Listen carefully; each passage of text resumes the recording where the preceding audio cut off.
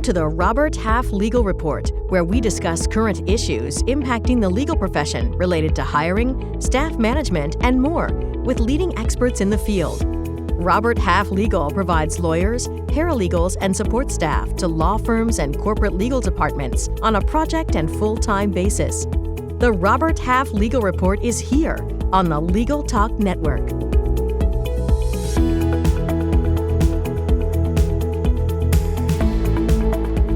Hello, everyone, and welcome. I'm Charles Volkert, Senior District President for Robert Half Legal and the host of our program. Joining us today is our guest, Jamy Sullivan.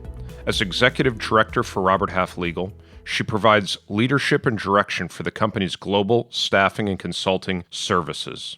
Jamy earned a Juris Doctor from Capital University Law School in Columbus, Ohio.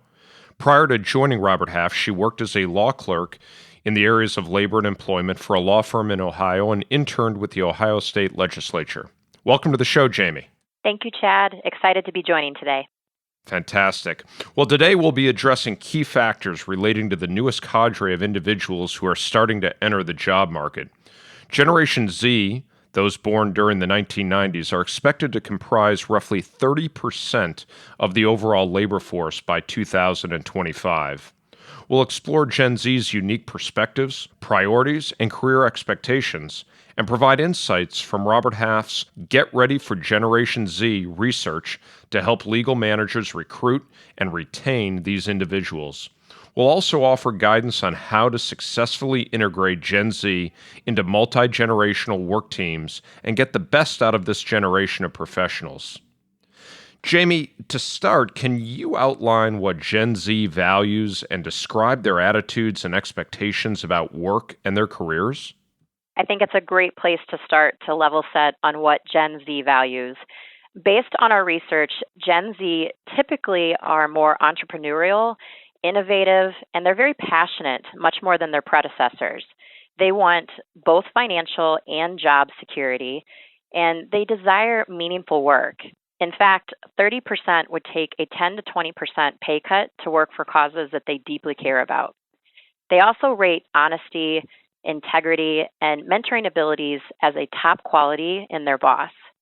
Despite growing up with technology, they like the connection that comes with the in-person communication with their managers versus the email and the text messaging. They are realists, and they understand tough economic realities. 77% of Gen Z members surveyed by our company believe they need to work harder to succeed than their previous generations, and that's to have a satisfying career. Interesting. Obviously, some of those stats and insights might have surprised some of our listeners. How do these perspectives differ from those of millennials? I appreciate you asking that. I do get that question quite often. Some of the typical differences between the two, I did mention Gen Z, they are realists or they're pragmatic, where millennials are optimistic and they're idealists. We also see that the Gen Z, again, they're very digital natives, where millennials are digital pioneers. Again, the Gen Z, they're motivated both by job security as well as salary, where millennials really focused in on purpose. The learning styles are also very different. The Gen Z, they are tech-based, where millennials are collaborative and networked. And then if we focus in on feedback and the differences here, our Gen Z group really wants consistent and scheduled, more frequent feedback, where the millennials desire it to be on the spot and on demand. Very interesting. And Jamy, how would you characterize Gen Z's strengths and their weaknesses? An interesting question. From a strengths perspective, again, they're tech savvy from a Gen Z, and they love to learn and keep learning. They are very well educated, and they're also creative in their approach and can think outside the box, as well as they are multitaskers. On the opposite side, or maybe for an area of improvement, we typically see communication skills as an area to work on, and that's really around stronger writing skills as well as their presentation capabilities. And there could be a soft skills gap on how they self-evaluate and really being self-aware on how they present themselves. Interesting. Obviously, some insights into what they need to focus on, especially in this day and age of multi-generational workplace solutions and individuals within those office environments. Jamy, what do Gen Z consider their top priorities when considering a new position? And what is their preferred work culture if there is one? From a top work-related priority, they really are looking for career growth opportunities, job security, and they want to make a difference. They prefer a mid-sized company, and they also want a very structured work environment. And ultimately, they prefer collaborating face-to-face in that work environment on a daily basis. That's interesting because that sort of goes back to some of your comments earlier on culture as it pertains to sort of that mid-sized company and the structure, which I bet our listeners are interested in as well as they think about attracting and retaining Gen Zers. Considering the work and career expectations you just outlined, what are the most effective approaches to attracting and recruiting Gen Z candidates? This is a key topic that employers are faced with on how can they continue to attract Gen Z talent. Employers should clearly outline job expectations and opportunities for growth within their organization. And this is not just on day one, but this has to be a long-term communication. They should emphasize business culture attributes and really focus in on what does Gen Z favor. So as I've mentioned, collaboration is really important, continued learning opportunities, the ability to use advanced technology, as well as a healthy work-life balance are all important to attracting talent. They should offer examples of what their corporate integrity is and what they internally will continue to do to advance those options for the corporate integrity. Another approach to attract Gen Z would really be how you are presenting your jobs online and posting those and making sure that your site is actually a mobile-friendly site for them to search on careers.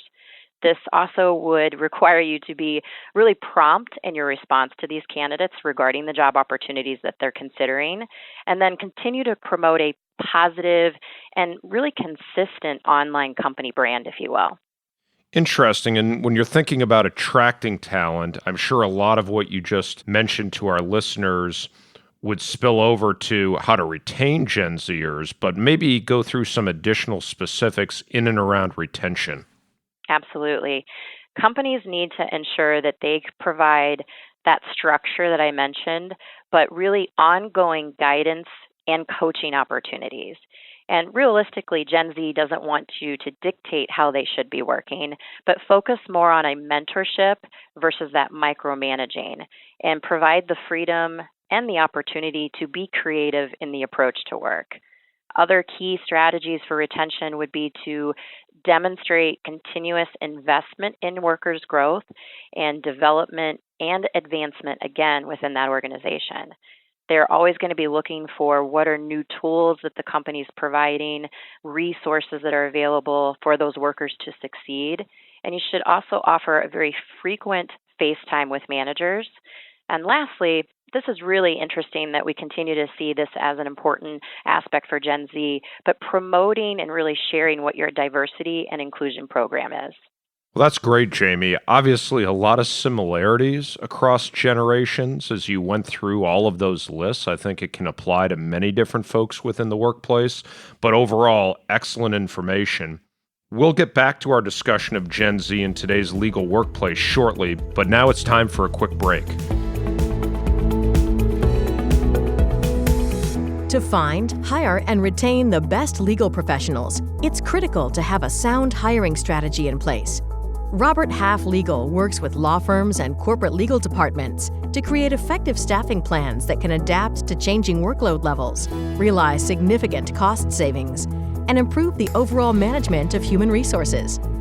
We offer a wide range of resources to assist hiring managers and job candidates, including our annual salary guide, industry-leading workplace research, and valuable interactive tools. For more information, call us at 1-800-870-8367 or visit roberthalflegal.com. Welcome back to the Robert Half Legal Report. I'm Chad Volkert, and with me today is Jamy Sullivan, Executive Director for Robert Half Legal. We've been discussing the unique values and expectations that Gen Z brings to the legal workplace and how managers can effectively use this information to attract and retain this generation of legal professionals. Jamy, a major factor in retention is having workers feel productive and engaged within the business environment. Can you offer tips to help Gen Z workers successfully integrate with colleagues and also keep them motivated?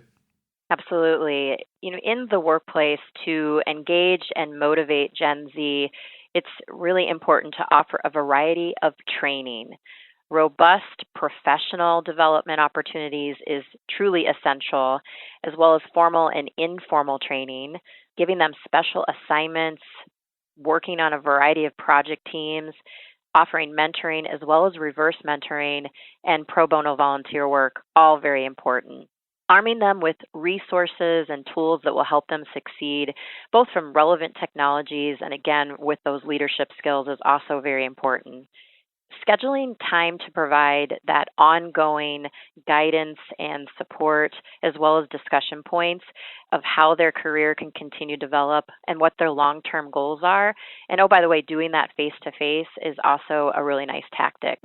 Another approach is to demonstrate you value their perspectives and their ideas and ask them for their input, and then recognize their value through meaningful rewards, compensation, internal advancement opportunities, as well as public recognition. Again, those are all great motivators.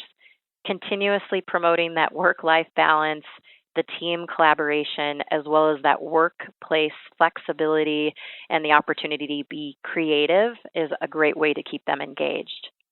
For Gen Z to become more involved or integrated, if you will, into the workplace, one strategy is to foster a reverse mentorship. This is allowing the younger professional to share unique skills or expertise that they might have with the veteran colleagues. And this could be as easy as tech competencies.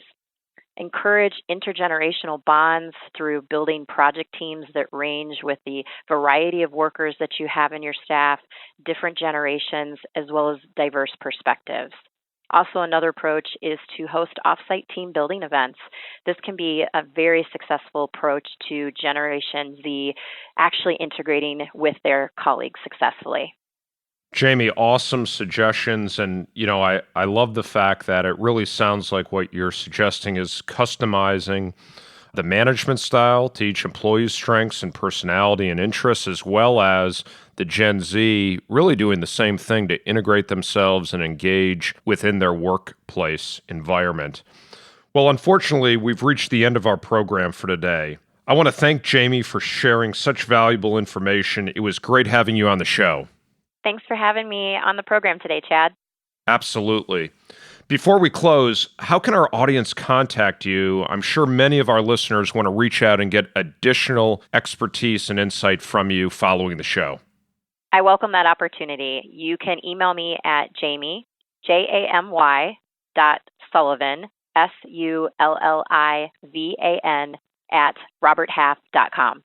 Fantastic, Jamy. And our listeners can reach me at charles.volkert, that's V as in Victor, Olkert, @roberthalf.com. And you can visit the Robert Half Legal website for more legal management resources, including the Get Ready for Generation Z report and our latest salary guide at roberthalflegal.com. Thanks again, Jamy, and to our audience for listening today. Join us next time on the Robert Half Legal Report as we discuss important trends impacting the legal field and legal careers. The views expressed by the participants of this program are their own and do not represent the views of, nor are they endorsed by, Robert Half Legal, Legal Talk Network, or their respective officers, directors, employees, agents, representatives, shareholders, or subsidiaries. None of the content should be considered legal advice. As always, consult a lawyer. Thanks for listening to this podcast.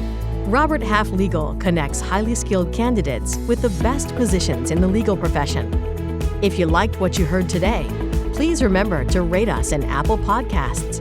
Also, follow Robert Half Legal and Legal Talk Network on Twitter or Facebook. Join us again for the latest information in the next edition of the Robert Half Legal Report, here on the Legal Talk Network. Robert Half is an equal opportunity employer, including minorities, females, people with disabilities, and veterans.